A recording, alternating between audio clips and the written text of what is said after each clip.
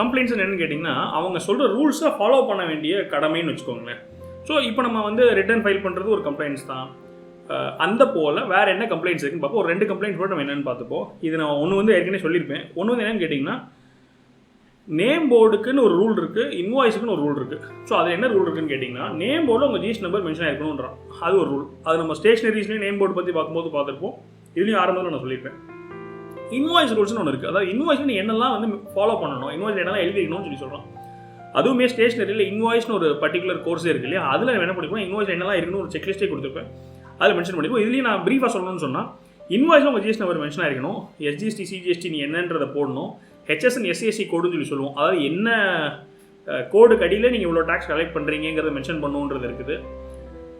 Place of supply சொல்லுவோம். அதாவது அந்த பிளேஸ் ஆஃப் சப்ளை பேஸ் பண்ணி தான் நீங்கள் என்ன முடிவு பண்ணணும்னு சொன்னால் எஸ்டிஎஸ்டி சிஜிஎஸ்டியா இல்லை ஐஜிஎஸ்டியான்னு சொல்லிட்டு நம்ம பார்த்துருந்தோம் இல்லையா. இன்டர் ஸ்டேட்டாக இருந்துச்சுன்னா நீங்கள் வெளி மாநிலம் விற்கிறீங்கன்னா ஐஜிஎஸ்டி மென்ஷன் பண்ணணும்னு சொல்லுவோம். அது எப்படி முடிவாகுதுன்னு சொன்னால் பிளேஸ் ஆஃப் சப்ளை வச்சு தான் முடிவாகுது.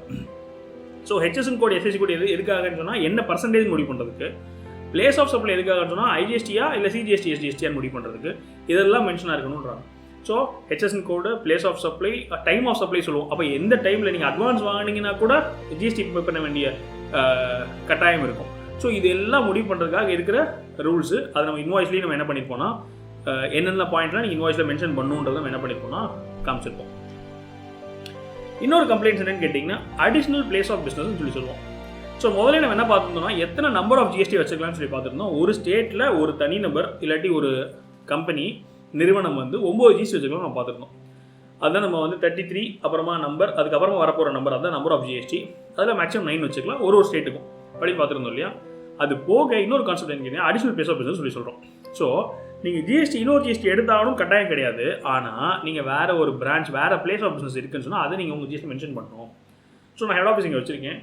ஒரு 2 தெரு தள்ளி நான் என்ன பண்ணியிருப்பேன்னா என்னோட கடை வச்சிருப்பேன், இல்லை 2 தெரு தள்ளி நான் ஒரு குடோன் வச்சிருக்கேன். இப்படி இருந்துச்சுன்னு சொன்னால் நீங்கள் அதுக்குன்னு தனி ஜிஎஸ்டி நம்பர் எடுக்கணும்னு கட்டாயம் கிடையாது. ஆனால் என்ன பண்ணணும்னு கட்டாயம்னு சொன்னால் அந்த இடத்தையும் நீங்கள் என்ன பண்ணணும்னா ஜிஎஸ்டியில் மென்ஷன் பண்ணணும். உங்கள் ஜிஎஸ்டி சர்டிஃபிகேட் எடுத்தால் நீங்கள் எங்கெல்லாம் தொழில் பண்ணுறீங்கிறது அதில் மென்ஷன் ஆகிருக்கணும் அப்படிங்கிறான். ஸோ இது வந்து முக்கியமாக கவனிக்க வேண்டிய விஷயம். நம்ம ஒரே ஒரு ஜிஎஸ்டி நம்பர் மட்டும் எடுத்தால் போதாது. எத்தனை இடங்களில் தொழில் பண்ணுறோமோ அத்தனை இடங்களும் நம்ம ஜிஎஸ்டி நம்பருக்குள்ளே வந்திருக்கணும். தனி ஜிஎஸ்டி நம்பர்ன்ற கான்செப்ட் கிடையாது. அடிஷனல் பிளேஸ் ஆஃப் பிஸ்னஸ்ன்ற கான்செப்ட்டில் நம்ம அதை என்ன பண்ணிடணும்னா மென்ஷன் பண்ணிடணும். ஸோ நான் திரும்ப சொல்கிறது என்னன்னு கேட்டிங்கன்னா ஸோ இந்த கோர்ஸில் நம்ம என்ன பண்ணுறோம்னா அஃப்கோர்ஸ் நீங்கள் ஆடிட்டர் போய் கொடுத்தீங்கன்னா அவங்க வந்து என்ன பண்ணிடுவாங்கன்னா அடிஷனல் பிளேஸ் ஆட் பண்ணிப்பாங்க. அது எப்படிங்கிறது நம்மளோட ஹவு டு செட்டப் கருத்துதில் வந்து நம்ம மென்ஷன் பண்ணிப்போம். எப்படிங்கிறத நான் போட்டு காமிச்சிருப்பேன். பட் ஸ்டில் இதெல்லாம் நம்ம தெரிஞ்சுக்கணுன்றது தான் இந்த கோர்ஸோட நோக்கம். ஸோ அடிஷனல் பிளேஸ் ஆஃப் பிஸ்னஸ்ன்னு ஒன்று இருக்குதுங்கிறது உங்களுக்கு தெரியணும். என்னென்ன ஸ்கீம்ஸ் இருக்குன்றது தெரியணும். ஹெச்எஸ்என் கோட் எஸ்எஸ்சி கோட மென்ஷன் பண்ணுங்கிறது தெரியணும். இந்த மாதிரி பேசிக் நாலேஜ் லெவலோடு நம்ம வந்து பண்ணோம்னா இன்னும் கொஞ்சம் ஸ்மூத்தாக சேஃபாக பர்ஃபெக்டாக பண்ணோம் அப்படிங்கிறத அந்த கோர்ஸோட நோக்கம்.